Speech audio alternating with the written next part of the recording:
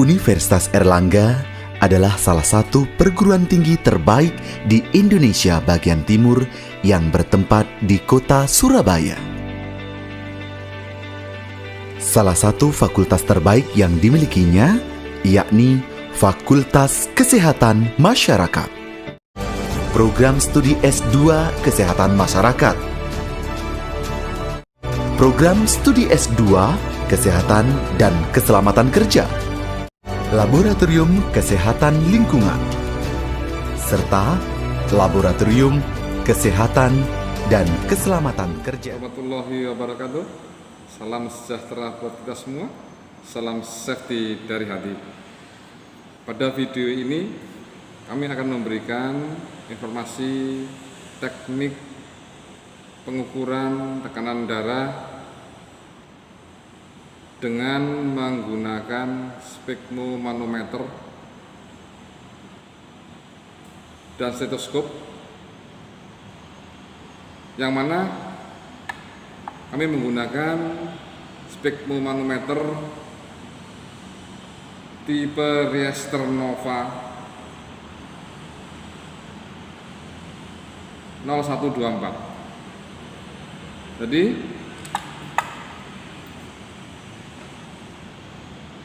dalam pengukuran tekanan darah pada praktikum kita itu, kita sampaikan cara pengukuran dasar tekanan darah dengan menggunakan sphygmomanometer Riester. Sphygmomanometer Riester ini mempunyai bagian-bagian yang harus kita perhatikan lebih dulu. Bagian dari sphygmomanometer, dia ada pompa, terdapat kran pada pompanya untuk membuka atau menutup aliran udara. Kemudian manset digunakan untuk mengikat lengan saat pengukuran tekanan darah. Kemudian tabung raksa dan skala penunjuk ukuran. Yang perlu diperhatikan,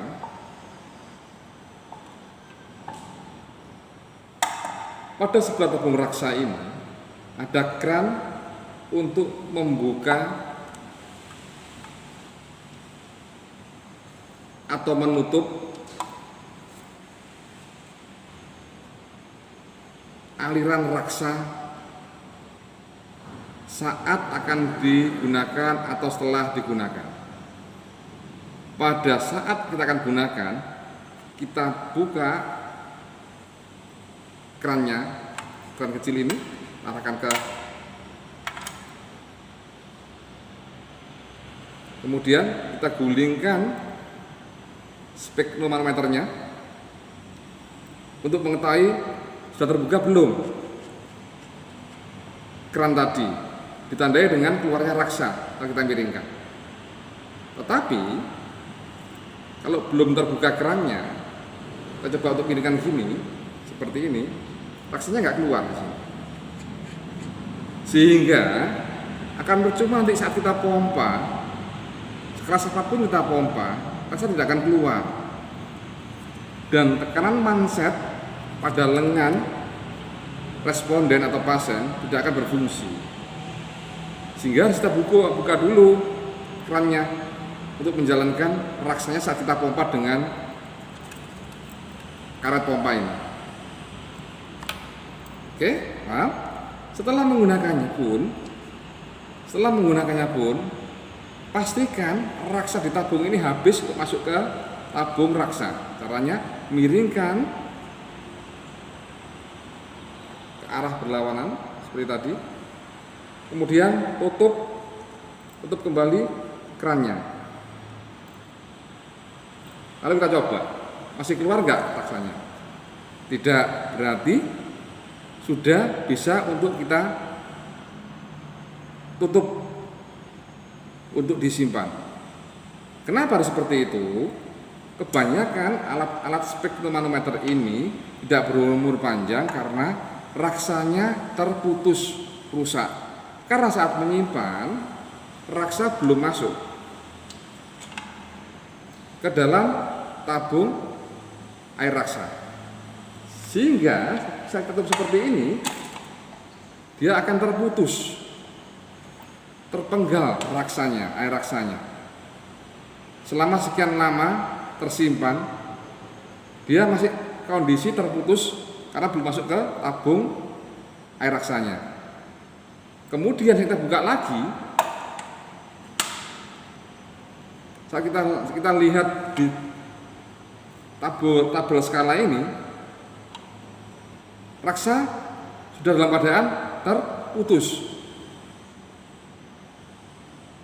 sehingga akan mengurangi fungsi atau optimalnya kondisi pengukuran, karena keadaan air raksa yang untuk menunjukkan pada skala ini dia tidak menyatu lagi, dia terpisah. Kemungkinan tekanannya akan tidak realistis untuk kita lihat di tabel skala yang ada. Saya kira itu faktor yang perlu diperhatikan sebelum menggunakan spektromanometer agar alat kita ini bisa tetap akurat dan awet, sehingga dalam penggunaan selanjutnya keakurasian dan fungsi dari spektromanometer ini tetap bisa kita gunakan. Yang perlu diperhatikan lagi adalah kami sampaikan untuk menggunakan pompa ini biasanya para sahabat-sahabat K3 sekalian yang belum pernah menggunakan spektromanometer atau tensimeter kita kenal di lapangan ya, sahabat-sahabat biasanya menggunakannya adalah membuka kerannya atau menutup kerannya menggunakan jari pada tangan yang lainnya. Itu sebenarnya kurang bagus, bahkan tidak boleh harusnya. Harusnya saat membuka keran atau menutupnya harus menggunakan jari, dua jari telunjuk dan jari ibu jari ini pada tangan yang memompa, sehingga digunakan adalah kita menggunakan dua jari ini, telunjuk dan ibu jari, seperti ini. Menutup,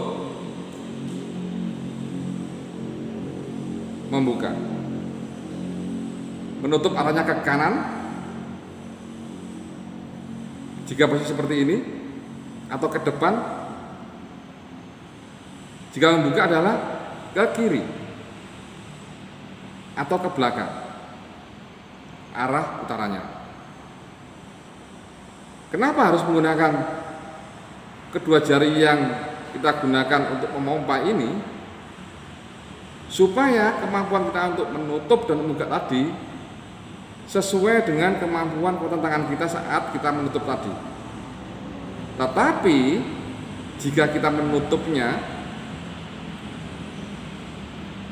menggunakan jari yang lain,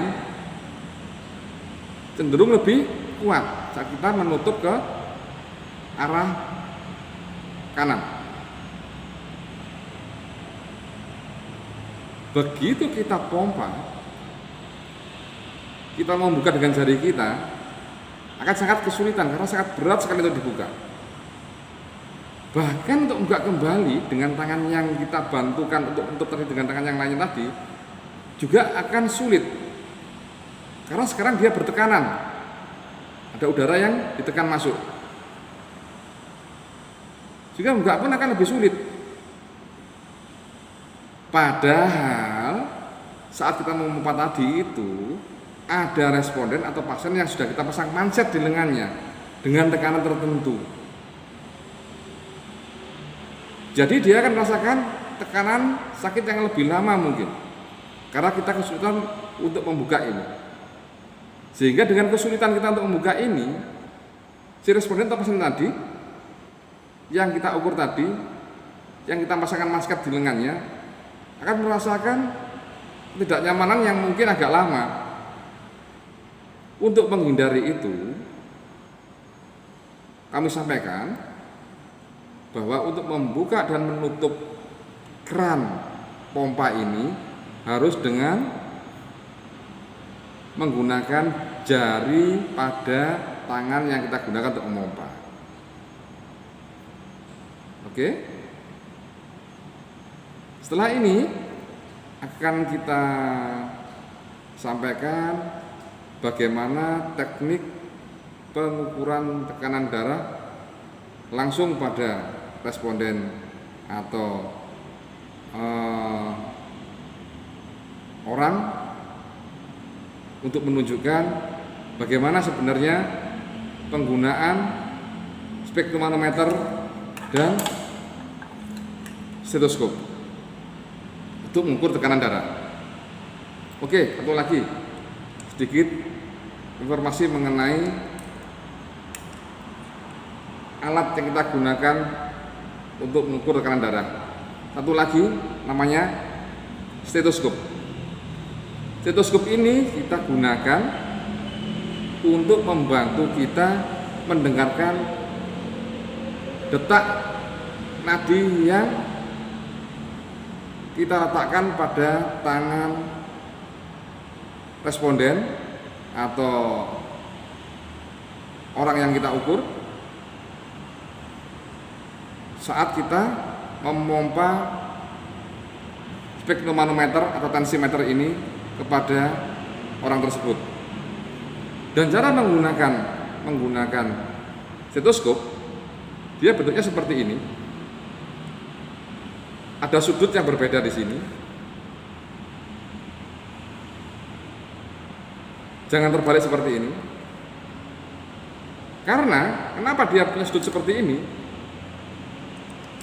Sudut ini adalah sudut mengarah ke lubang telinga yang ke hidung. Sehingga kalau kita gunakan salah akan menabrak, enggak masuk ke lubang telinga, hanya dinding luarnya telinga. Sudutnya harus mengarah ke hidung, mengarah ke lubang telinga kita yang ke arah hidung. Posisi seperti ini meletakkannya, sudut kemiringannya, baru kita masukkan ke telinga. Kemudian ada namanya stetoskop di ujungnya diafragma, bagian putih. Yang baliknya kun.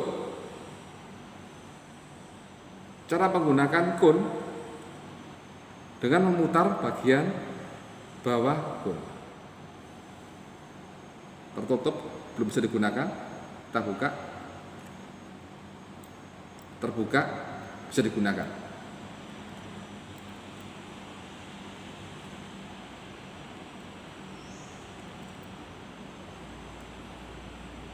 Kapan kita saat menggunakan diafragma dan kun? Kita menggunakan diafragma pada pengukuran normal yang kita anggap bisa untuk mendengarkan. Tapi jika saat kita mengukur kita kurang mendengar jelas di telinga kita bisa menggunakan yang kun. Dengan membuka dulu, putar dulu sampai lubang kunnya terbuka. Biasanya lebih jelas menggunakan kun pada kondisi-kondisi tertentu. Tetapi saya kira cukup dengan membran diafragma saja sudah bisa kita menggunakannya. Oke? Saya ingatkan lagi, gunakan stetoskop pada telinga kita pada saat kita akan menggunakannya. Jangan terbiarkan di telinga kita meskipun kita nggak menggunakannya. Karena saat mungkin stetoskop diafragmanya terbentur atau keketuk tangan kita, suaranya akan sakit di telinga karena sangat jelas dan keras sekali. Jadi digunakan saat kita mau menggunakannya. Setelah ini akan kami sampaikan bagaimana cara pengukuran langsung ke orang, mulai dari palpasi, okultasi, dan hasil.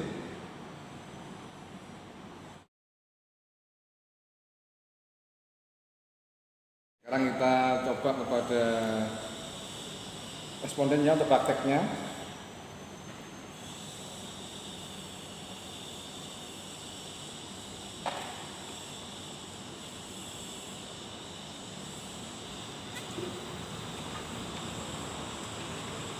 Pertama, kita pasangkan manset kepada responden. Silakan, Mas.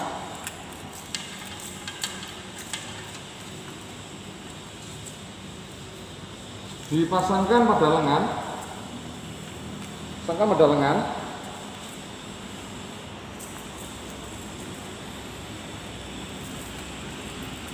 Tiga jari di atas fasakubiti, tekukan siku.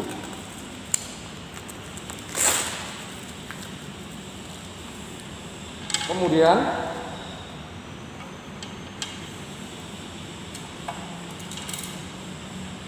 kita cari nadinya untuk mengukur palpasi. Gunanya adalah palpasi kita gunakan ini sebagai acuan berapa tekanan yang ada pada tabel ini, yang ada pada skala tabung ini, yang nantinya akan kita tambahi 20 mm Hg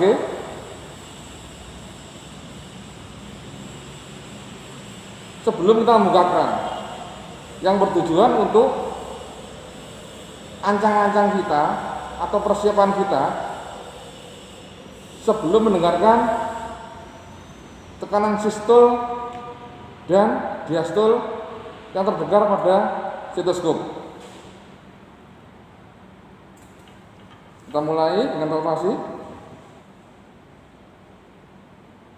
Cari nadinya, ketemu, tutup kerannya dengan jari yang kita buat untuk memompa. Kita pompa. Sambil kita lihat di angka berapa nadi tadi berhenti saat kita pompa.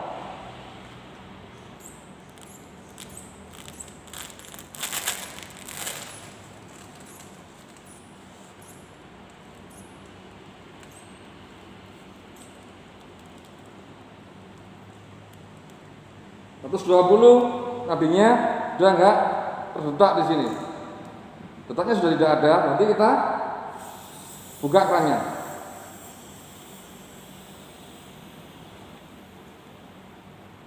Untuk kita lanjutkan dengan pengukuran okultasi menggunakan stetoskop.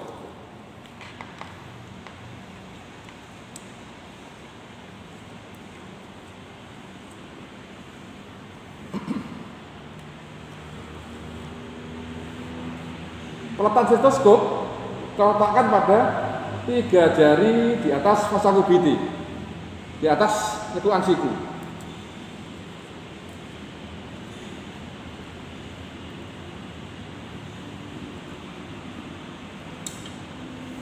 Perlu diperhatikan hasil pengukuran pertama melalui palpasi tadi, kita angkat angkanya 120 tadi misalkan. Nanti saat kita memompa tensimeter ini, saat kita sudah mau mendengarkan dengan stetoskop, kita harus menambahkan 20 mm Hg. Jadi nanti kita pompa sampai angka 140 mm Hg. Sehingga saat kita membuka, sebelum kita membuka keran pada pompa, kita bersiap-siap untuk mendengarkan bunyi pertama ketukan denyut nadi tersebut. Ketukan pertama itu tersebut sistol. Sampai kita dengarkan bunyi ketukan nadi yang terakhir, namanya diastol. Di angka berapa diastol terakhir berbunyi?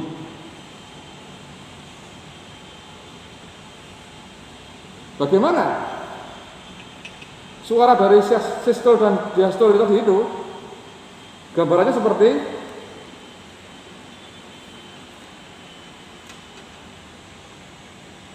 jika kita misalkan kuku kita ini tak ketuk seperti ini, kita dekatkan di telinga kita. Seperti itu gambaran bunyi ketukan pada sistol dan diastol. Bunyi itu kita sebut bunyi Korotkov, yaitu bunyi yang kita dengarkan pada fase siastol, sistol dan diastol.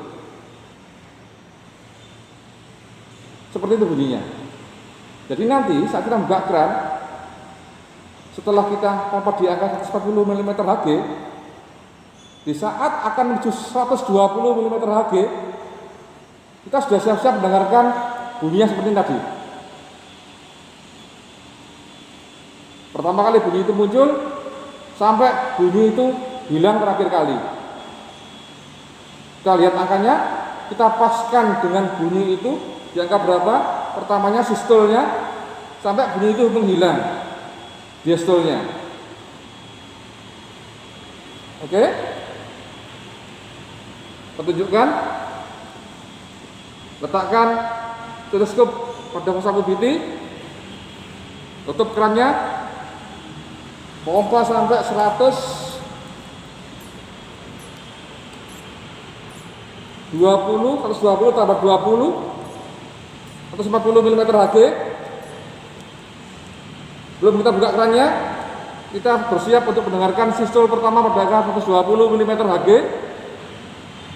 Belum kita buka kerannya, kita bersiap mendengarkan bunyi Korotkov di ketukan pertama atau di sistolnya pada angka 120 mm Hg. Kita buka.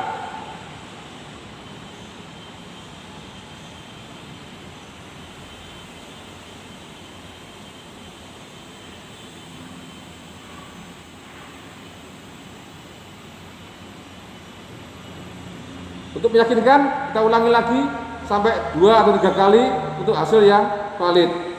Tutup lagi kerannya, kita pompa lagi.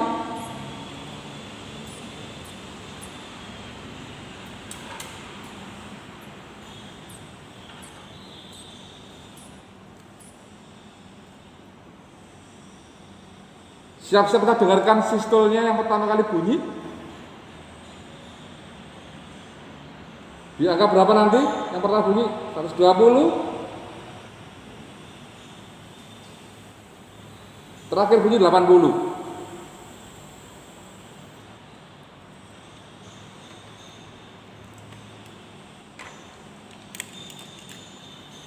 Setelah itu kita lepas mansetnya. Selesai. Kita masukkan raksanya ke tabung raksa, tutup kerannya, baru kita lipat manset ke dalam wadahnya. Selesai, tutup. Seperti itu gambaran info dari kami untuk pengukuran tekanan darah. Dalam hal ini, setiap orang masing-masing berbeda untuk sistol dan diastolnya. Yang perlu diperhatikan, bagaimana cara kita membiasakan diri untuk mendengarkan bunyi Korotkov tersebut. Yang bunyinya adalah seperti gambaran tadi saya katakan, seperti saat kita mengetuk kuku ibu jari kita dengan telunjuk kita. Jika didekatkan pada telinga, seperti itu bunyinya. Bunyi yang pertama kali itu sebagai sistolnya, bunyi yang terakhir kali itu sebagai destulnya. Setelah kita ketemu angka tadi, seperti teman kita tadi, bunyi sistolnya terus 20, destulnya 80. Jadi hasil pengukurannya adalah 120 per 80 mm Hg. Kemudian kita lihat di tabelnya bagaimana standarnya. Setelah itu baru kita bisa menyimpulkan, mengaplikasikan untuk hal yang lainnya. Sampai di sini video yang kami sampaikan. Semoga bermanfaat bagi sahabat-sahabat Genetika sekalian. Semoga sehat selalu, tetap jaga protokol kesehatan, tetap semangat. Assalamualaikum warahmatullahi wabarakatuh. Salam safety dari hati.